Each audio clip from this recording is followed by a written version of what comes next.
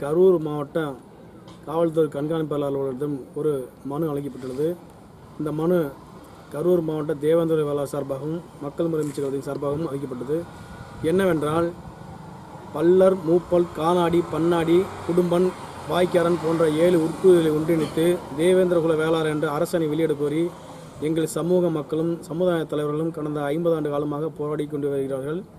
இந்த கோரிக்கைக்கு செவிசாய்த்து மத்திய அரசும் மாநில அரசும் தயாராக உள்ள இந்த சூழ்நிலையில் சில தேவையில்லாத சமூக விரோத அமைப்பின் மூலம் இந்த பெயரை இவர்களுக்கு வழங்கக்கூடாது என்று எங்களுடைய சமூகத்தை மிகவும் கேவலமாகவும் கீழ்த்தரமாகவும் தாழ்த்தப்பட்டவர் தலித் என்றும் கொலை மிரட்டல் கொடுத்தும் சமூக வலைதளங்களில் அம்பி என்கின்ற வெங்கடேசும் திரு கார்வேந்தன் அவர்களும் சமூக வலைதளத்தில் 2 சமூகத்தினிடையே பிரிவினை ஏற்படுத்தக்கூடிய வகையில் பேசி வருகிறார்கள். இது மிகப்பெரிய கண்டிக்கத்தக்க செயலாகும்.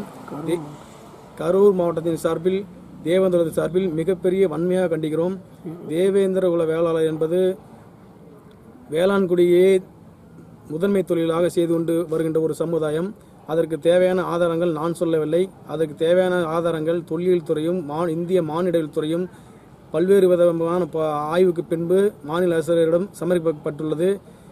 இப்போ ஏற்பட்ட சிறப்பு வாய்ந்த சமூகத்தை இவ்வளவு நாட்களாக எஸ்சி பட்டியலில் சேர்த்து விட்டதன் காரணத்தினால் இன்று மக்கள் படும் துன்பங்கள் 1000 சொல்லி மாளாத சூழ்நிலையில் இருப்பதால் இன்று மத்திய அரசும் மாநில அரசும் தேவேந்திர வேளாளர்களை அரசாணை வெளியிட தயாராக உள்ள சூழ்நிலையில் தேவையில்லாத ஜாதி சண்டையை தூண்டி அதன் மூலம் குளிர்காய நினைக்கும் அம்பி என்கிற வெங்கில் கொங்கு வேளாளர் சமூகமும் தேவேந்திர வேளாளர் சமூகமும் ஒருவரை ஒருவர் சார்ந்து இணக்கமாக வாழ்ந்து கொண்டு வரும் இந்த சூழலில் இவருடைய பேட்டியின் காரணமாக ஒருவருக்கொருவர் மனஸ்தாபம் மன உளைச்சல் ஏற்படும் சூழ்நிலை ஏற்பட்டு வருகிறது.